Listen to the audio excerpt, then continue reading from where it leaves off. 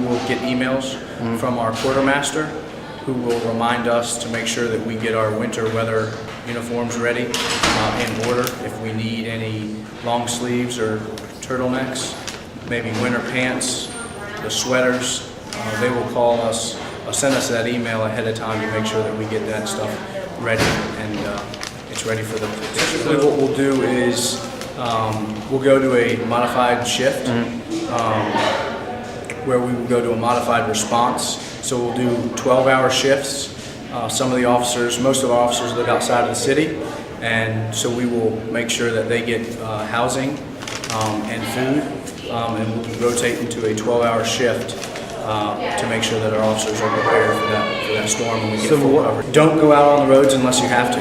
I would say to make sure that you travel slowly. If you have four-wheel drive, go ahead and use it. If you have front-wheel drive, go ahead and use that as well. And just essentially make sure that you're very careful. We learned to make sure that we're prepared, and with preparedness comes a benefit of knowing what happened there in the past. And so we want to make sure that City Yard is aware of that as well, and that we get the roads we get the roads salted for the ice. Make sure that you bundle up, first of all. When you're driving to some place, make sure that you got a extra blanket in the car if you can. Perhaps a flashlight in case it's during the evening times, because you might be out a little bit longer and drive time wise. We work 24 hours a day. We have 2 shifts that work 12 hours at a time. So there's a daytime shift that's on from 8 a.m. to 8 p.m. and then a nighttime shift that starts at 8 p.m. and goes until the next morning at 8 a.m. The goal is to clear roads so that traffic can get moving again within 48 hours after a storm ends. And in many cases, we're able to get to roads quicker than that. And in most cases, I would say. We begin working on the interstates and then work on primary highways, which are those that are numbered under 600. So, for instance, Route 29, Route 250, Route 20, Route 22, Route 6 would all be examples of primary roads, and those are cleared first. And then we begin working on secondary roads, which are numbered 600 and above. And finally, we work on subdivisions. And the reason we go in that order is that interstates and primary highways are used by more people. And so if we can clear those first, then more people can get out and do what they need to do. Subdivision streets, of course, would have the fewest people living on them, usually a dozen or so, sometimes more families that live on those. So we work on those last.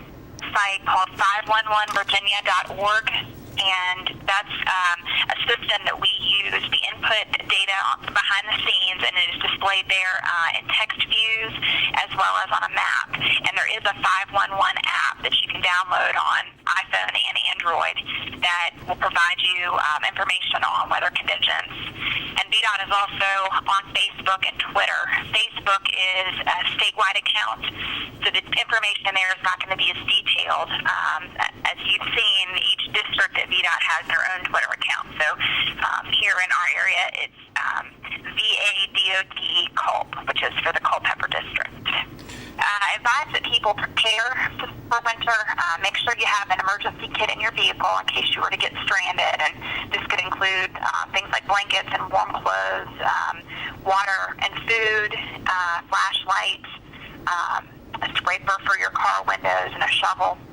And we also just advise that you familiarize yourself with the 511 Virginia website and the app and know where to look for information. And also, if your workplace or school system has a phone number that you can call to find out whether school or work is closed that day, or if you're figure out how to get that information so that you don't leave home when there's bad weather when you don't need to. Well, there are a lot of things we do. We first try and prepare in advance, and we want to make sure that the community is prepared in advance too. We have officers with all-wheel vehicles, and so they prepare. There are a couple who have chainsaws. If there's a tree that would fall and block a road, I think we have 3 chainsaws and officers who are prepared with safety and equipment and are prepared to use those chainsaws to make sure they can get a road clear if they have to, or get to someone in an emergency. So we really make sure that the officers are prepared and then do our part to help the community. Right, so if there is a major storm, it's challenging for the officers just like it's challenging for everyone else on the roadway. So we have what's called a modified response. And when we go to modified response, that means our officers are only responding to those most severe top priority calls, because a lot of times in a severe weather, we'll have a lot of sort of fender benders or a car that just kind of slides off the road. And unfortunately, when the weather is that severe, officers just aren't able to respond to every single incident. So they go where someone is injured, where someone is, in a severe situation, and that's the modified response. First and important, make sure they have enough gas to get to where they want to go. Warm weather, coats, blankets in case they get stranded, maybe a couple snacks, batteries, flashlight, your basic safety equipment. Well, when something like that happens, we really want to make sure that we communicate well with the community so they know, because certainly we want people to be prepared when there is a major closure, and that's certainly a major road in our community. So we want to communicate that with people. The traffic unit does a great job. They get out and direct traffic and point people to alternate routes. But sometimes those things happen, and they can't be avoided. If there's a crash, if there's an incident on a road, we have to close down the road for the safety of everyone. And we ask for people to be patient, and we try and communicate that message and make sure people are aware of what's going on. Right. If you do get stranded in the roadway and a snowplow cannot clear the roadway, then yes, we do have to move that car so we can get the road reopened. So yes, the car will be towed if it's left in the roadway and the snowplow cannot get through.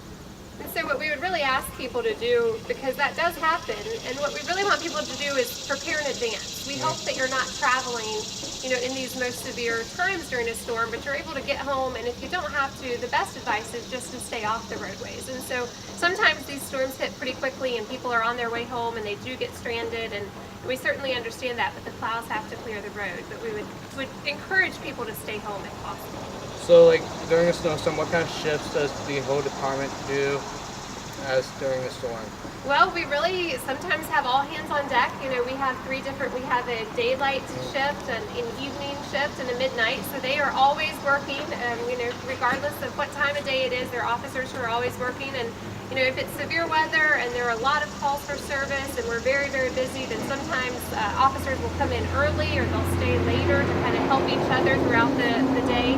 So a lot of times we will have, our SROs, school resource officers, when school's closed, they come in and help out. We have other officers who typically handle different things that are out kind of helping in these severe weather incidents. Like when tree power lines are on the road, should they avoid that part of the road? Sure, Officer Litton, you want to take that one? Yeah, never cross a roadway or drive over down power lines because they can be charged and it can be dangerous. Yeah, we would love for the students here to follow us on Twitter. We really try and put out different messages, safety tips, information about what the department's doing. We put out a lot of traffic information, a lot of safety tips. There are a lot of things to do to prepare for winter weather driving. Make sure your lights are on, make sure you slow down, that you have more distance between the car in front of you so you don't end up hitting that vehicle. So we put those tips out on social media, and we would love for you to follow us at Albemarle PD. Okay. Is that right? At Albemarle CO, Albemarle County, Albemarle CO PD. Right. You can find us on Twitter. For the most part, when it comes to inclement weather, is really sort of at a different level than making the direct decisions on a daily basis as to whether to close school for inclement weather. I work more at the policy level, and so what I'll do is a lot of work around the calendar, for example, and trying to work with the school board to arrive at a good school calendar so that we have makeup days built in, and also helping to set the parameters for the decision and having the conversations with Mr. Tisdat and the superintendent so that when the decision time comes, everything's laid out clearly as to what the ramifications are for everyone. So will we ever, again, we're getting out June 8th or 9th this year. Yes. So will that ever happen in the following years? That we get out so early compared to last year's winter? Yes. In fact, what we did is when we went back to the calendar last year, and asked the school board to take a second look at this year's calendar.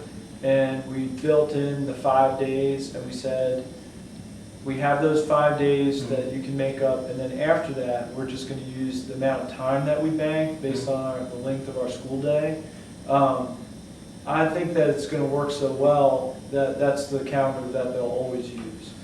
So compared to last year, how many days did we miss last year? Last year we missed 11 days.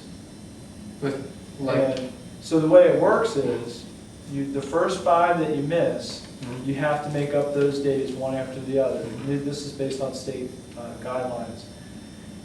Then every other one after that you make up. So if you miss 10 days, you're only going to make up 7 to 8 of those days.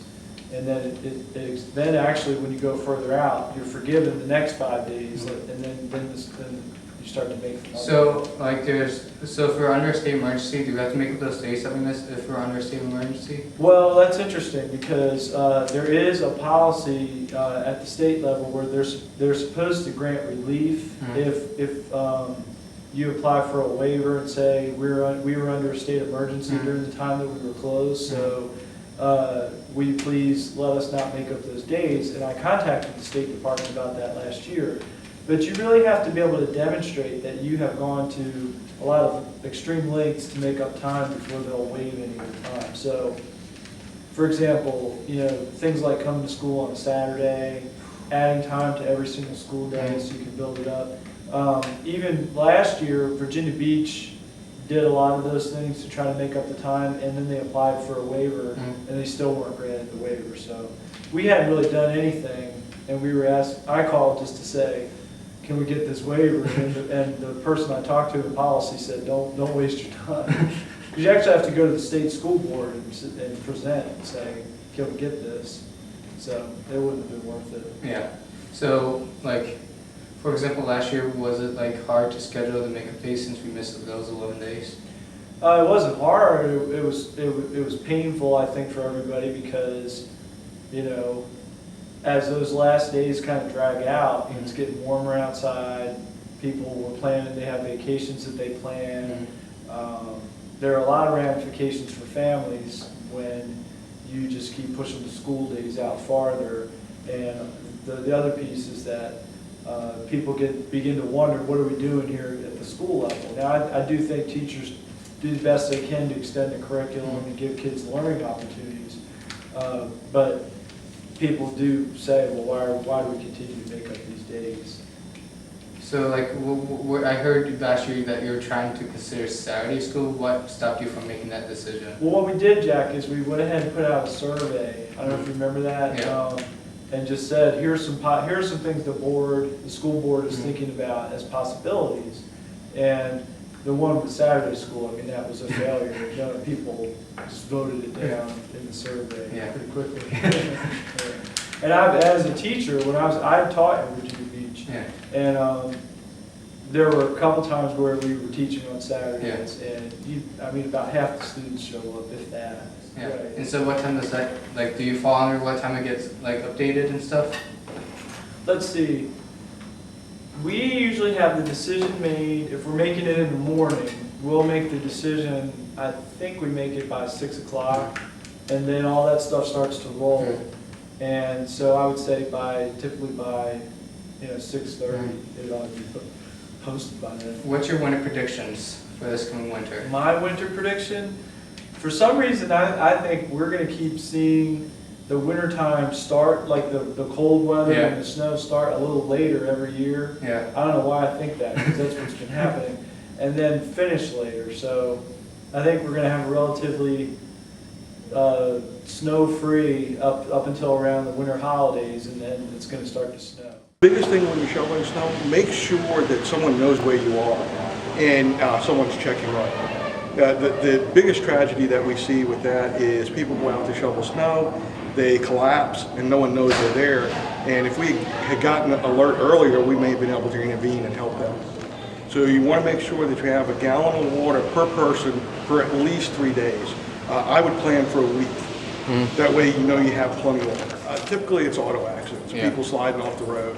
And that's part of our modified response. So one of the things that we do is we mark those vehicles with fire line tape, so we know the vehicle was checked. Because what we learned is that people drive by, see the car run off the road, and if it isn't marked, there's no way to know that we checked it. So we were checking on the same car 4 and 5 times.